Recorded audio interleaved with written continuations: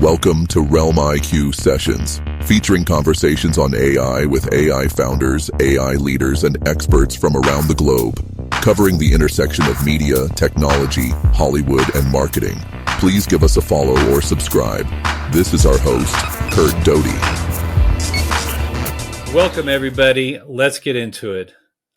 We are in our season 3, and I am so excited to introduce today's guest, and that is Renard T. Jenkins. He's the president and CEO of I2A2 Technologies, Studios and Labs, a software development consulting firm specializing in the creation of ethically responsible tools, solutions, and experiences for marketing and research, education, and healthcare industries, utilizing both emerging and traditional technologies. He is also an experienced executive in the technology, film, and television radio industries. He sits on a number of corporate boards and currently serves as vice president of the Hollywood Professional Association, a immediate past board of Exceptional Minds. He is also an active member of the Television Academy and the Academy of Motion Pictures, Arts and Sciences. He has held executive roles across the technology, media, and entertainment industry. Wow, that's quite a pedigree. I am so glad you're with us. It's taken a while for us to get together to have this conversation, but welcome, Renard, and nice to meet you face-to-face here virtually. Well, thank you, Curt. There's one quick correction I want to make sure we get in there. I'm the immediate past president of the Society of Motion Picture and Television Engineers, and I am on the board of Exceptional Minds, which is where I am. And yeah, it has been quite a journey for us to have this conversation. I'm excited to actually speak with you. Cool. Well, let's start up, the conversation around AI. This show's about AI, and I've been following you for months, if almost a year at least, on LinkedIn, and I know you're an advocate and an optimist and kind of a beacon, certainly in the Hollywood community, and I appreciate that. So why don't you just tell me about your journey? Obviously, you come from technology entertainment, but how have you come to embrace AI, which can be a very controversial subject in Hollywood these days? Well, it can be controversial, and I think a lot of that comes from a misunderstanding about what it is and what it has capability to do. I came into this space, man, it's been a while, actually. I started to really, in the research and development teams, very early in my career. That was something that I leaned in towards. I was a person who was working in post-production. I tell people all the time, I'm a creative first and a curious engineer second. I've always been a creative, and I feel like I always will be. Technology is what I use in order to get my creativity from in my head and out into the public. So very early in my career, I was, curious. So I would push the limits of whatever was in front of me. Whatever tool was in front of me, I wanted to see how far I could go with it. Having an engineering background helps that. And so, when I was running post-production, back when I was part of the Turner Broadcasting family, I was working on how to actually move them from SD to HD and how to move them into a digital world. But I was also, looking at some of the tools that we had in front of us and trying to figure out, how do we actually bring all of them together? How do we actually make this a much more efficient way to work? And that's where I started really honing in on designing what would eventually be called a media supply chain. And so I started that after a course that I took where they were teaching us about the theory behind Kaizen, which is continuous improvement. And they were using Toyota and Nikon and I think some of the other companies that we've all heard of as examples of companies that had put Kaizen into place. Japanese companies, by the way. Yeah, Japanese companies. And as they were showing us the use cases, they were also showing us the metrics from when they started using Kaizen to where they are now and the amount of efficiency that they were able to gain. One of the things that stuck out to me was that they constantly looked at everything in a multi-linear fashion. It was not a bilinear fashion. They were taking things and saying very, like this particular process has multiple ways that it could go, but what's the most efficient way for it to go? And let's dive into that, and then let's build upon that. And so that encouraged me. Post-production, it's a pipeline. It's, you're bringing it in. You're adding pieces and parts. You're changing, you're moving, and then you're outputting a product.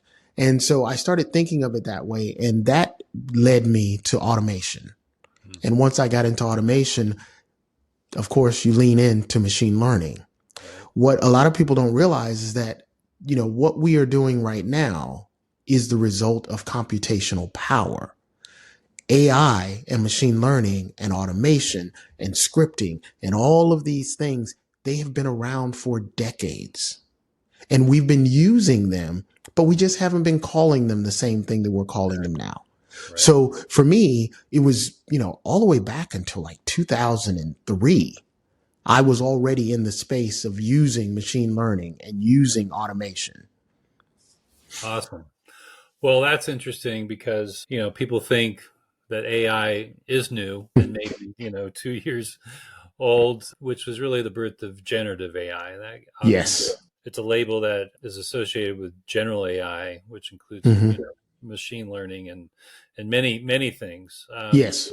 So I appreciate the background. You being in the middle of Hollywood, what is the mindset on AI at this point? And, there's controversy, on both sides. It's a multifaceted issue. There's IP infringement issues. There's adoption issues, creative issues. Yeah. And you being creative, and I appreciate the fact that you're a curious engineer, because I've always felt that curiosity has been that thing that's propelled my creative career over decades, because, what's that shiny object over there? I want to go play with that for a while, right? I'm bored of this stuff. It's like, let's go over there and play. So I think that's what keeps creatives like us young. Right? Yeah, I agree. Even though you have a gray beard, I have gray hair. I think we're still young in spirit. So tell me, what's the temperature and mindset of Hollywood on this issue? Yeah, it is a moving target.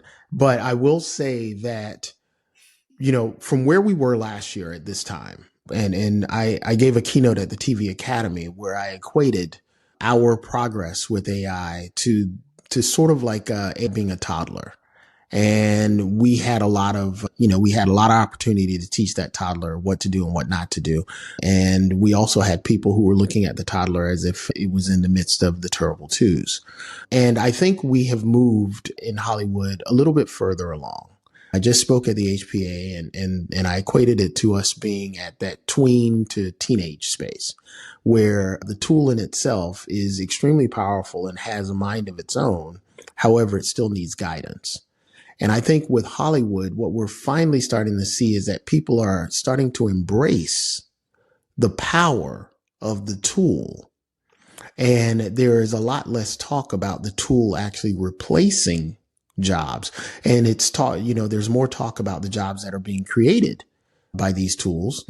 There's also the rise of AI studios, which is also helping.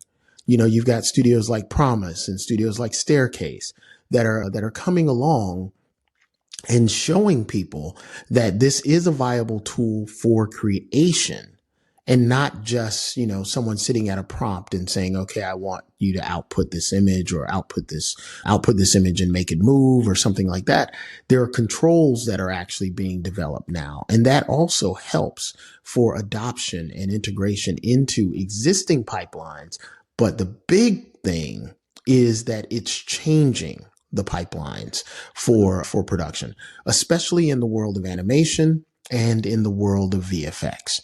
Those two are going to be impacted most quickly by this change of technology.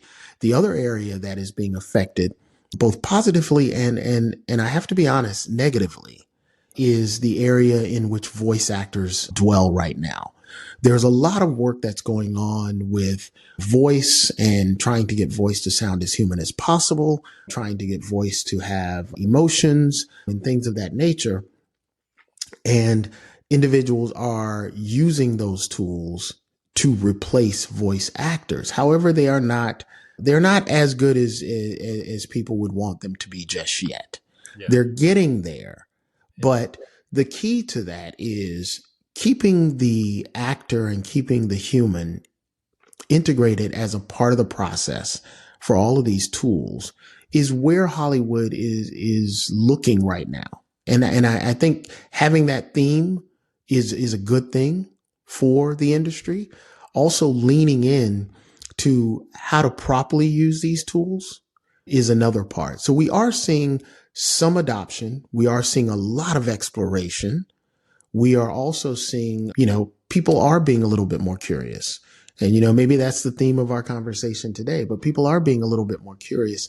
My team at I2A2, we did a survey, and we just actually closed the first round of that survey.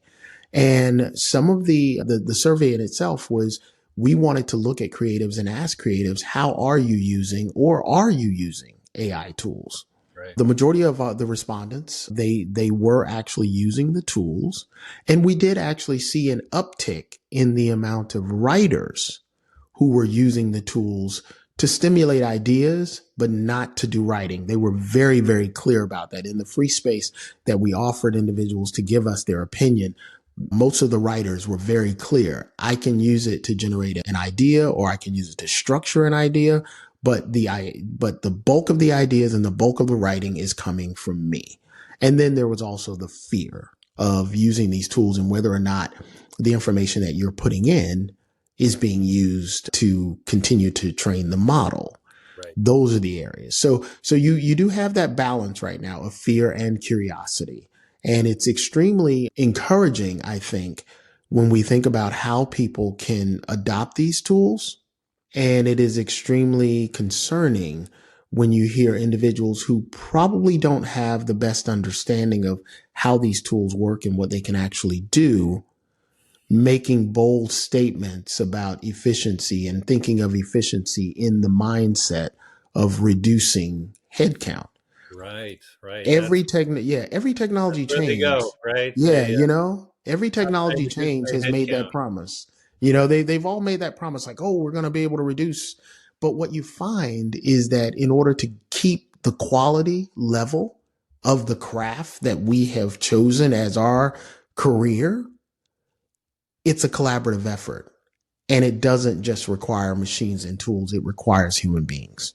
Absolutely. And that's a process I called creative-centered AI versus human-centered AI or human-centered design, right? Because that's been a movement for years, if not almost a decade, if more. And I think that creative-centered AI is a mantra that puts creative people at the center and in the driver's seat of using these tools. And I'm far more interested in what a seasoned film editor of 30 years working on major movies, how they're going to use this technology to empower themselves versus some guy sitting in a basement in Pacoima who doesn't have a job and is just playing around and say, look, Ma, look what I made. I don't care about that AI slop, right? Which we see a lot of. Yeah. I'm more interested in true creatives really taking the reins here and taking this technology to the next level, because without true creatives, we're going to stay in this slop era. And we've gone through at least a year of AI video slop. And I think now that the true creatives, these AI studios that are popping up, I think we're finally seeing not only kind of fantastic character representation and multi-scenes, but also some emotion, right? That ultimately films evoke emotion from that storytelling, which is a very human thing. But I'm starting to see that in some of these short AI films, and that's what I'm excited about. And this is really only the beginning. It's as bad as it's ever going to get right now, and it's only going to get better. You mentioned, before you go to the next thing, Curt, I got to tell you that is exactly what's exciting about all of this. That is really what's exciting about this. When you look at what promises the promise of Promise Studios. You know, you have Dave Clark as their chief creative officer, and he is a filmmaker. You know, he's also a marketing. He comes from the marketing field as well, so he has an incredible eye. When you look at some of the things that he created, even with earlier tools, it did exactly what you said. It was able to allow us to suspend our disbelief. It was able to allow us to be sort of pulled into the stories, even with trailers that he was creating. That was happening. And then you look at someone like Paul Trillo, you know, and Paul Trillo is just, I mean, he's going from live action to an animation and everything in between. And each one of his stories, they're elevating what we're able to see, and they're elevating actually how we use the tools as well. You know, I see those two individuals as really leaders in sort of what you're saying. They're real creatives who embrace the tools early, who are now pushing forward with where things can actually go. So it's a wonderful time for those individuals who also are creatives and they're storytellers, but they couldn't draw themselves out of a square box. Yeah. They can now use their stories and create images around those stories. And then they can work with someone else to help them put it all together. You know, it keeps the collaboration that is filmmaking. It is a multimodal, complicated workflow. It is. Not to, hey, I wanted this scene. It's one prompt and one and done. Yeah. It's not that at all. No, I'm working with C. Craig Patterson, and it's a large group of us who are working on a animated short called Chickaboom. And in order to create the character, because it is a hybrid version, it's a hybrid use of traditional animation tools and skill sets and AI. Okay. And working with Asteria and Halon as the studios who are helping us build all of this out. But in order for C. Craig to get to the character, he had over 1,000 prompts to get there. And that was after using hand-drawn illustrations. Yeah. Right. You know, so like you said, this is not a one and done. There's a process and there's a lot of work that goes into it. And I hope that as people realize how much work goes into making quality content, that the IP issues and the copyright issues and the trademark issues and all of those things that are sort of bubbling around that make studios and make IP owners nervous. Yeah. I hope that will be resolved. Yeah. And go away. Yeah. I also want to give a mention to Zahir Khan. Yes. Please don't let me leave out Zahir. Yeah. He's a leader as well. Doing amazing. Yes. Fascinating stuff. Oh yeah. No, they're all exploring, and, you know, it is tedious work. So the notion of, you know, studios saving money because this technology makes things happen faster is a lie. I mean, it's a CFO's fever dream, is what it is. Yes, right. Yeah. So yeah, go ahead and make your own film, Mr. CFO, and good luck with creating one scene. You know, we can't fault them for wanting to be more efficient, for wanting to save money, for wanting to do all these things. You can't really fault them.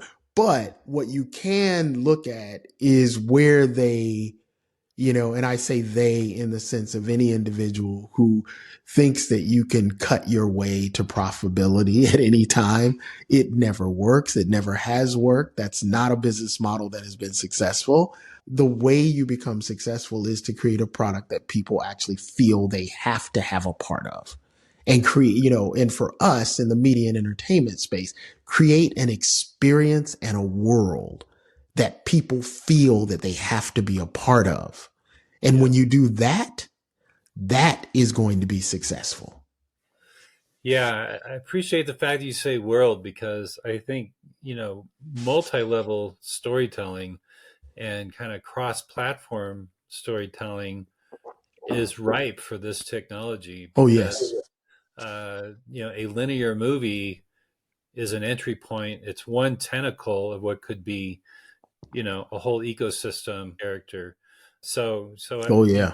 Yeah. So I think that world building is important. I want to get back to the Yeah. fact that you said the video effects companies Hmm. are going to be the most affected, and we've seen that. Yeah. Look at Jellyfish and Hmm. Technicolor. Hmm. Really, the demise of some of these studios, that really their destruction or failure has nothing to do with AI. I think No, no. in years of abuse and underbidding and competition and Yeah. offshoring, and now it's their comeuppance is due, and they couldn't survive.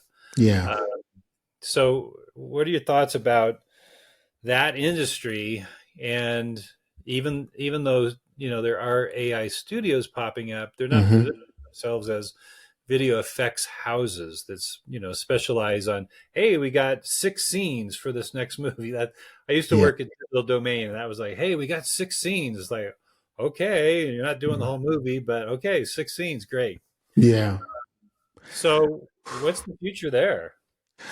That, Kurt, that's tough, to be very honest. I have a lot of friends in that particular area of the business. At one time, I used to think that I wanted to actually own a VFX house because I'm so fascinated by the tech that goes into it and what you can actually create out of it. And then as I looked further into the business models that existed and how they were set up, it was almost set up to fail. It's a very difficult place to be, and you have to bid in order to get the job. But you underbid, and then you all of a sudden are underwater because you've got to deliver on the contract that you agreed to, Yeah, whether you run out of money or not. right. And so it puts you in a very bad position. And it's sad to see, you know, companies like Jellyfish and Technicolor go down because, they were tent poles in our industry. However, I'm optimistic in the sense, just like what we were talking about with filmmakers, there are incredible VFX artists out there Right. who putting their hands on the right tools, and not all of those tools are going to be AI, but using AI along with traditional tools and along with some things that we as normal human beings, because I always think of VFX artists as superheroes, we normal human beings have not even thought of. These VFX artists are going to be able to take this technology and more. And I do believe that they're going to change the way that the industry looks at all of this. And they're going to be able to rise out of all of this. And we're going to see even greater and more realistic VFX things happening, because as the computational power gets stronger, all of the traditional VFX, computer, CGI and all that kind of stuff is only going to get better. And then we're adding on top the ability to use AI in a proper manner in the mix of that pipeline as well. That's going to increase their abilities and their skills as well. So I am optimistic, and I really hope that every VFX artist that I know, and even the ones that extend out from them that I don't know, are able to, get through this dark period and to actually rebuild that particular vertical and department within our industry, because it's always going to be needed. Oh, How it is sort of brought to fruition will be determined by the tools. But the skill set, just like we talked about with filmmakers, the skill set is what really matters. oh yeah. And so that's interesting because I think what you're saying is the big conglomerates, right, may go by the wayside, but the Mm-hmm. individual do the work of 10 people, Yeah. and it's these individuals could become enterprises themselves. Yeah. And Yeah. that's the power of AI, Yeah. I believe. And so I think it's mandatory that all those, visual effects artists certainly embrace it because that's their Yeah. path forward. Yeah, Right. they've got to lean in. They really do have to lean into it. And I have a feeling that most of them will, because when you look at the VFX community, most of them are people who are in no way afraid of technology. As a matter of fact, they are early adopters. They are the folks who help to develop some of these tools to be useful for for the normal folks on within the media and entertainment space. So I can see them taking this and really running with it. And like you said, we are, you've heard everybody say the gig economy, the creator economy, all these different terms to basically say freelance. And what we're going to see is people, really taking the reins to this thing and making it work. We're going to be very excited about the fact creative people are going to take it and they're going to make it work. And it's going to be something more extraordinary than any one of us could imagine in our minds today. And that's what it needs. That's the jolt that AI adoption needs right now. Yeah. Is exactly that. Though that sector, specifically that sector, is to embrace and innovate. It's not the technology companies that are going to be the innovators. It's the people using it, That's because right. the techno, and this is no diss towards engineers who are developing the technology. No, not at all. Yeah. It's really, it's saying, okay, in the hands of people who have the imagination to say, I want to do this. How do I do it? And they tinker, right? Yeah. And they create an original workflow, multimodal, maybe it's on one platform, but they had a vision, right? Yeah. The big tech companies, they have a vision to beat out each other in certain features, and they're just racing, right, on that hockey stick of innovation that's going straight up. But they're not the true creatives. It's going to be, the video effects industry actually, and the movie industry. Yeah, video effects, animation, right? Video effects and animation are going to move all of this forward. And then you're going to have the storytellers step in, and they're going to then take what the visual effects and the animation folks have done, and they're going to move it a little bit further along. The thing about development, the thing about innovation is innovation for innovation's sake only works for the person who's actually innovating it. But innovation for the purpose of a greater cause, whether it is to, increase the ability for us to rotoscope faster, or increase the ability for us to be able to rig animated characters faster. Those types of things and those types of use cases are going to be the things that float to the top. The rest of the tools that individuals are sitting in a corner and creating and not really reaching out to find out whether or not they're useful are going to probably turn into either parts or pieces of a larger engine.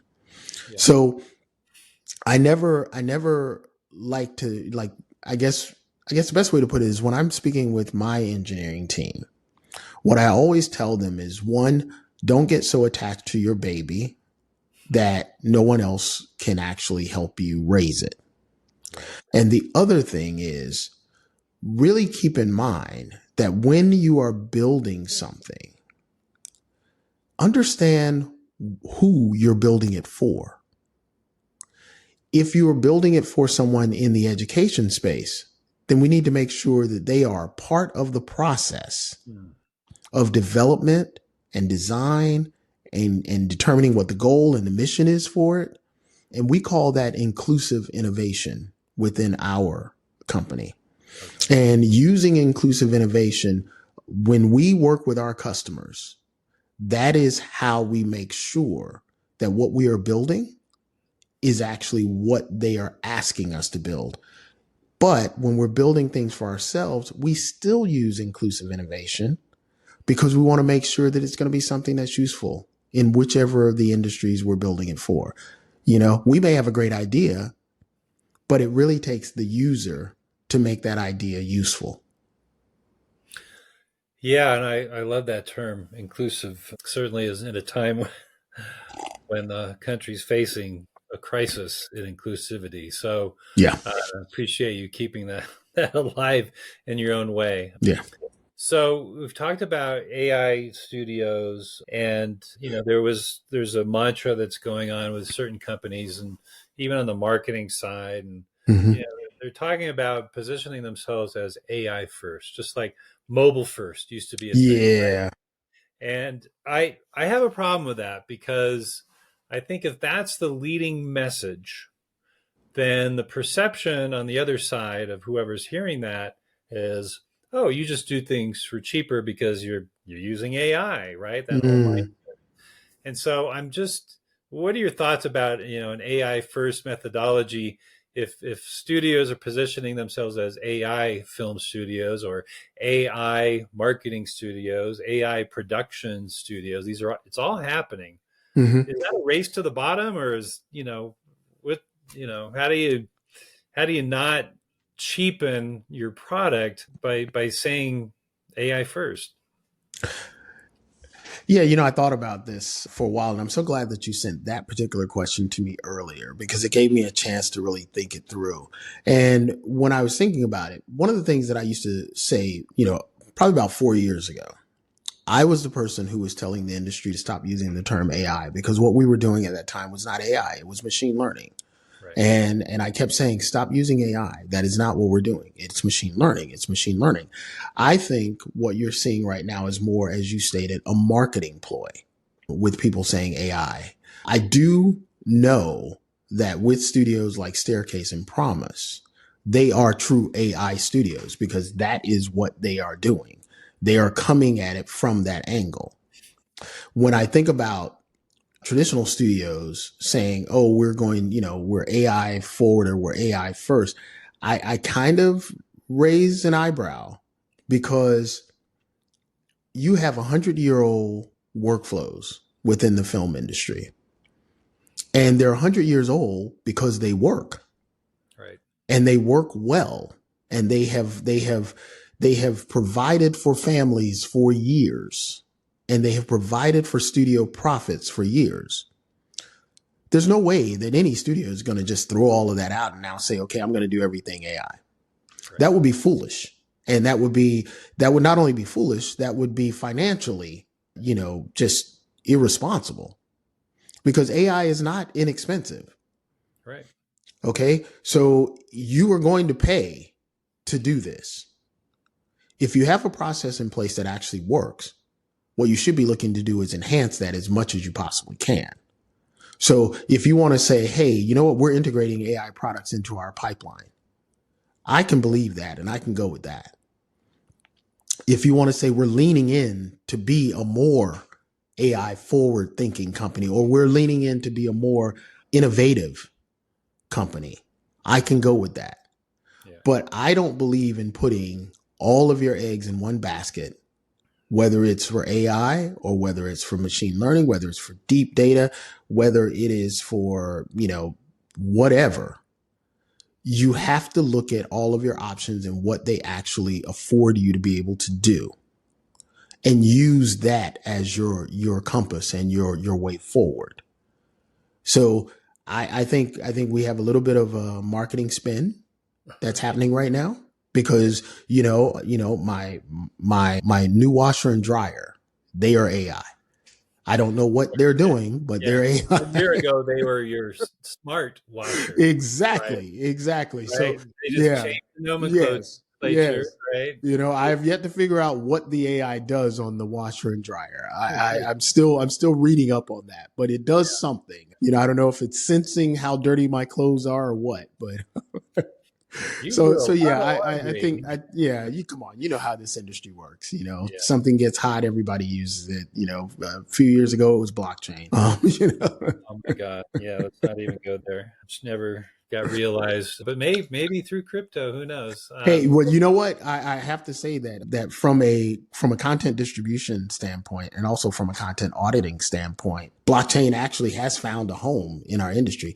Illuvio, Michelle Munson and Serban, and their team over at Illuvio, they're doing some great stuff with blockchain. And they're pushing the limits of what can be done. And they're also challenging CDNs, where there's a whole nother way to distribute this content. But on top of that, when we start to think about IP, we start to think about individuals being able to be compensated for their work, all of those types of things. Blockchain is probably the best foundational platform for us to think about using. And it it has a place. It does have a place. Yeah, I would agree. And that is the promise of blockchain, are these contracts that can travel with content That's right. and shareholders, the IP shareholders and creators, in a way that hasn't been tracked before, which is Yeah. very interesting. I came from Universal Studios, home entertainment, and piracy was always a big thing, Oh and yeah. DRM was a big thing. It's like how to combat that, Hmm. and I don't think they've solved it, but I think that blockchain is the way. Yeah. Much more of a digital DRM type of DNA type of Hmm. deep in the layers of pixels somehow, and those contracts. It creates Oh yeah. a whole complication around the quantity of those contracts, right? The Yeah. Yeah. tracking. So Yeah. I think you could Yeah. start with films and television, but when it comes to kind of single authors of a photograph and how that's tracked through blockchain, I think it's a ways off because of the ubiquity of photographs on the internet. It's just crazy. I also have a issue with, hey, we should be watermarking. What is AI generated? It's like, no, you should be watermarking everything. Oh yeah. You Yeah. know, it's not Yeah. just AI. Yeah. It's like, anyway. Those are some of my No, gripes. no, you're hitting on some great points. Forensic watermarking is, there are a number of groups that are out there trying to do some things right now. Yeah, That's going to be incredibly important as we move forward, because you need to know where some of these images are originating and how they're being manipulated. We also need to be able to look and figure out when something actually was, based on camera acquisition and it was a live event and it's real footage and it's real imagery, because as we continue to push the limits of what these tools can do in the generative space, we are going to really blur the line for what's real and what's generated. right. And then that gets into, from a journalism standpoint, that gets into a very dangerous area. Yeah, From a propaganda standpoint, that can be very, very bad. From an entertainment standpoint, it can actually be very, very good because it helps us to create, a story or an image that actually can pull people in and draw them in and make them feel like it's real. So it has both value and it also has the capability to be extremely destructive. I look at it like we would look at nuclear energy. Nuclear energy could really be wonderful if it can be contained and properly, utilized. And then it can also be horribly destructive in the wrong hands and for the wrong uses. well, I'm hoping for nuclear fission and solar to lead us to a solar punk future. I think All that's right. how we get out of it. I'm going with you, Curt. Okay. No one talks about that enough. Yeah. It's dystopia versus utopia. Yeah. Yeah. And, But have you noticed that a lot of the original stories that were being told with AI were very dystopian? oh yeah, That was it. It was almost like people, they went right they just, there, they went right there, right there to immediately the drove Me there. Too, narrative, Yeah. and it's like, really, come on, people, That was you the think first. your I mean, imagination- you could not look up at the beginning of all of this an AI short film without at least having 3 out of 5 of them be in a cyberpunk dystopian future. Where everything was destroyed and it was trying to be rebuilt. That was sort of like it was interesting, and I kind of got to the point where I was looking for happier stories, right, or experimental stories yeah, that were pushing the limits of what the generative tools could do. Almost like I was looking for art house. yeah, no, and it's happened. I've seen films that just look like beautiful filmic Yeah, expressions of yeah, nature and humanity, and it's like they're out there, yeah, and that's yeah. people reacting to that dystopian future. But that said, dystopian aside, there is disruption in Hollywood. Yes, in the film streaming community that has nothing to do with AI. Mm-hmm. And so do you believe that AI can be a savior or a solution to what I think is a mess and, kind of the thinning of Hollywood happening before our eyes? That is a really difficult question to answer. As you stated, AI is not the cause of what we are seeing.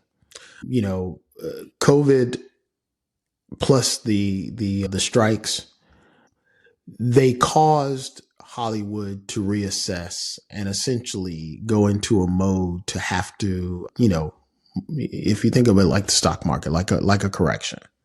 When that correction took place, we had a lot of people who started saying, if we can just survive until 2025, survive till 2025 and everything is gonna come back. I personally do not believe that we are going to get back to the volume of content that we saw between probably 2018, 2019, and right at the beginning of 2020 before the world shut down. Yeah. I don't believe we're going to get back there. And I believe that was a bloated sort of place where we were. We were overextended.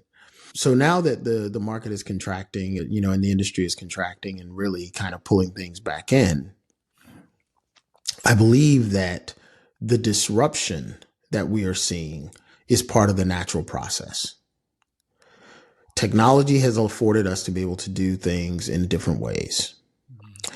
We have new players in, the media industry. A few years ago, Netflix, YouTube, they were thought of as, those are just, that's a DVD delivery company and that's a bunch of people making, weird content. Right. They're now major players. Yeah. Within our industry. Netflix was all over the Oscars, And so what I think we're going to see is the change in the studios. The studios are going to produce less and they're going to start distributing more. I am going to suggest that we're going to see independent studios of all types actually beginning to have their moment in the sun. Rise up. Yes. And I think that is going to give us the opportunity to hear from various voices who previously were unheard of. Yeah. And I think that that's going to change the way that we look at the industry as a whole. There's no more waiting for the big deal. You almost think of it like what happened with the music industry. It used to be like, you wanted your garage band and you wanted to get a contract. And once you got the contract, everything was going to be good. You didn't know that once you got the contract, you weren't going to make money. The studio was going to make money. But then what you needed to do was tour for the rest of your life in order to make money. Right. What we're going to see now is that all of that's going to get out of the way. And we're going to see independent studios who are essentially the tour. And they're going to be making money and they're going to be making good content and they're going to be pushing the limits of what we can do. And they're going to be challenging our imagination. And that's what's going to actually take over. The big studios, like I said, they're going to become, supporters of this new landscape. Mm-hmm. And they're going to become distributors because as long as you own the distribution path, you kind of have a stranglehold. Yeah, and the stranglehold used to be film distribution. The streamers came about, and that became a new arm for distribution. The studios raced in and thought that they needed to be a streamer when that wasn't true. And I think it was a fatal mistake on the studio's part. Oh, yeah. I'll agree. I mean, history has shown. Versus being a streamer. Yeah, history has shown that that was not a good idea. Yeah. Well, they don't.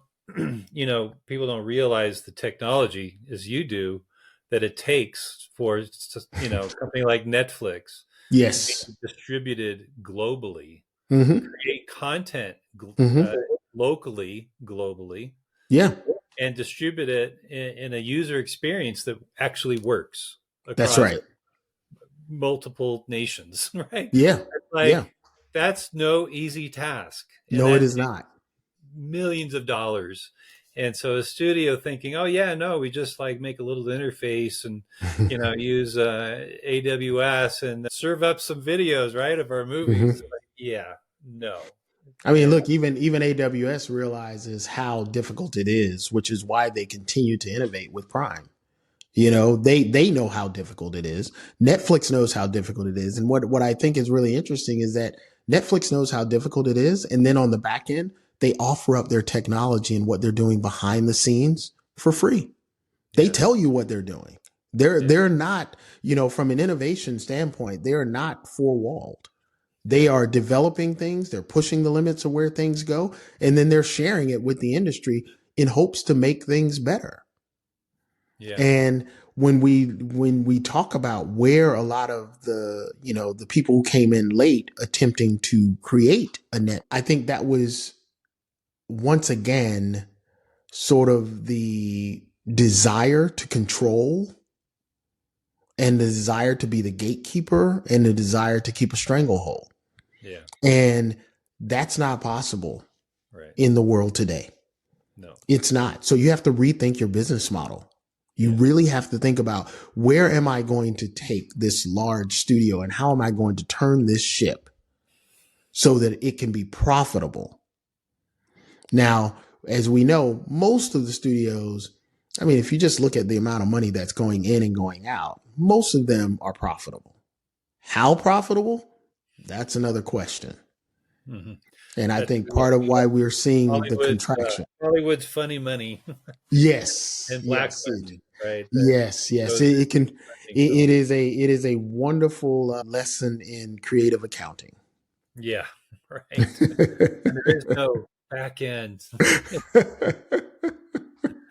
And actually, Netflix. I think one of these days I'm going to get in trouble from the studios. They're going to come after me if I keep talking too much. You speak truth, my friend.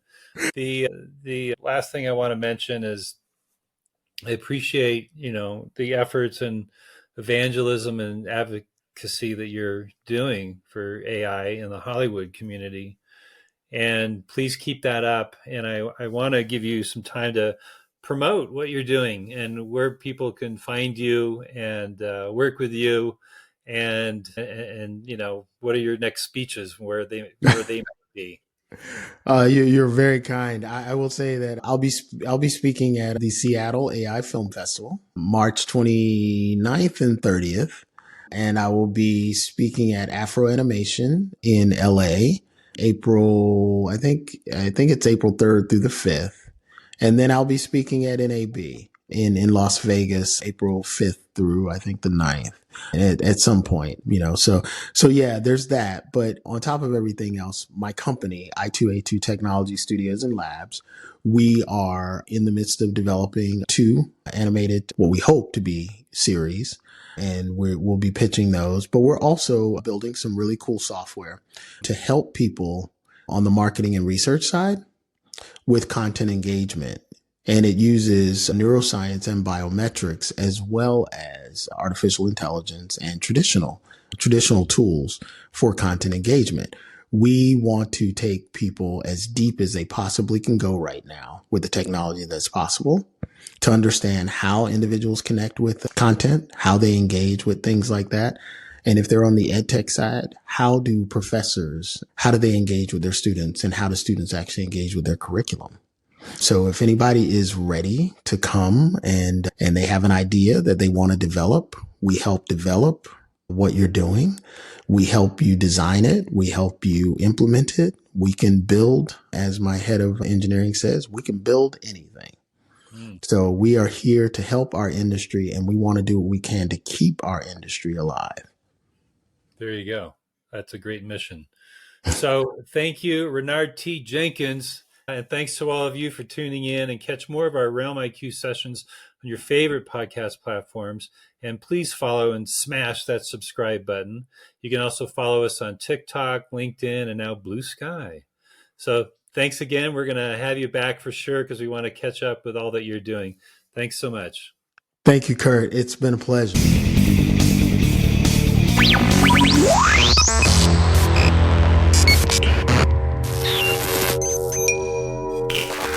RealmIQ. Transform your business with AI-driven innovation. Subscribe to our Media Slam newsletter and learn more about the intersection of design, content, and technology. CurtDoty.co. Branding, marketing, and product development.